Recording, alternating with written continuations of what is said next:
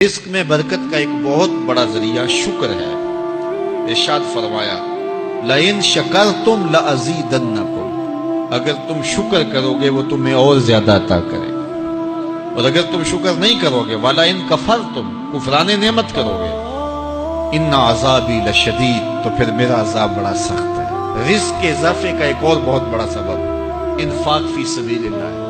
اللہ فرماتا ہے جو تم خرچ کرتے ہو تو جو چیز تم نے نکال دی اس کی جگہ اللہ تمہیں اور عطا کر دیتا ہے۔ بعض کا ہمارا یہ ہوتا ہے کہ کوئی آدمی مالی بحران میں آ گیا تو وہ کرتا کیا ہے کہ جو راہ خدا میں دینے کا کھاتا تھا پہلے اسے کلوز کرتا ہے، یہ فلاں مدرسے کو دیتے ہو یہ بھی بند کر دو، یہ مسجد کو دیتے ہو یہ بھی بند کر دو، یہ فلاں غریب کو دیتے ہو یہ بھی بند کرو، حالات ٹائٹ ہو گئے ہیں۔ لیکن 5 گاڑیاں ہیں تو 2 گاڑیوں پہ گزارا کر لیا جائے، پیٹرول بچے، یہ نہیں ہو سکتا۔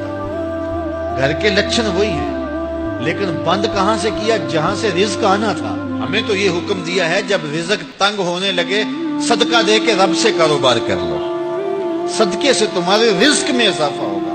یہ رب کا وعدہ ہے اور اللہ کے وعدے جھوٹے نہیں ہو سکتے۔ رزق کی برکت کا ایک اور بہت بڑا ذریعہ النکاح ہے۔ فرمایا اگر تم نکاح کرو گے تم فقیر ہو وہ تمہیں غنی کر دے گا۔ لوگ کہتے ہیں بچہ پیروں پہ کھڑا ہو لے تو پھر نکاح کریں گے، اللہ کہتا ہے تم نکاح کرو ہم پیروں پہ کھڑا کر دیں گے۔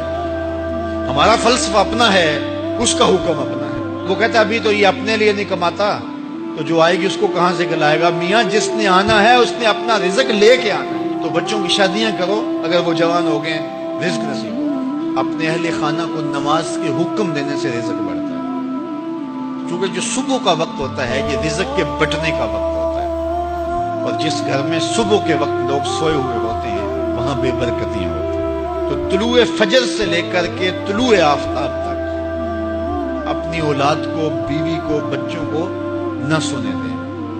اس وقت رزق بٹنے کے لمحے ہوتے ہیں۔ کثیر دعائیں مانگیں، تلاوت کلام مجید پڑھیں، اور نماز فجر مرد حضرات مسجدوں میں جا کے باجماعت ادا کریں، اور گھروں میں جو ہے وہ بیٹیاں بہنیں مصلے بچھا لیں تو اللہ کی رحمتوں کا نزول ہوگا۔ اب ایک حدیث میں رزق کے اضافے کا ایک اور نسخہ ارشاد کیا گیا۔ میرے حضور نے فرمایا جو شخص یہ چاہتا ہے کہ اس کے رزق میں برکتیں ہوں اور اس کی عمر میں اضافہ ہو تو وہ اپنے رشتہ داروں کے ساتھ سلوک اچھا کرے۔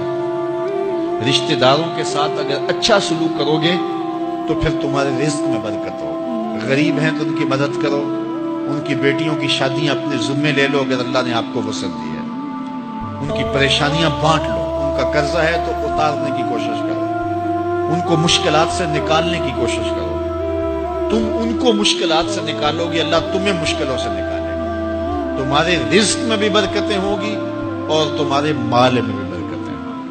فرمایا بہتر صدقہ وہ ہے جو ناراض غریب رشتہ دار کو دیا جائے۔ اگر وہ پھنس گیا ہے، مجبور ہے، ناراض ہے تو اس کو اگر دیں گے تمہارا نفس اس میں شامل نہیں ہوگا، تو یہ افضل صدقہ ہے جو ہر صورت میں قبول ہی قبول ہے۔ رزق کے اضافے کا ایک اور سبب الاحسان الی الضعفاء، جو کمزور لوگ ہیں ان کے ساتھ اس نے سلوک کرنا۔ الانفاق علی طلبۃ العلم، طالب علموں پہ خرچ کرنا، یہ بھی رزق میں اضافے کا سبب اور ذریعہ۔ وہ حضرت بابا فرید نے کہا نا 6واں رکن دین کا روٹی ہے۔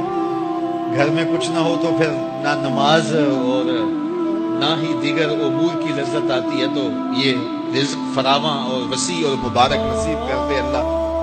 تو اس کے لیے ایک اور وظیفہ میں دیتا ہوں، اور وہ یہ کہ مغرب کے بعد 21 مرتبہ سورۃ الکوثر پڑھ لیں، کثرت ہو جائے گی انشاءاللہ۔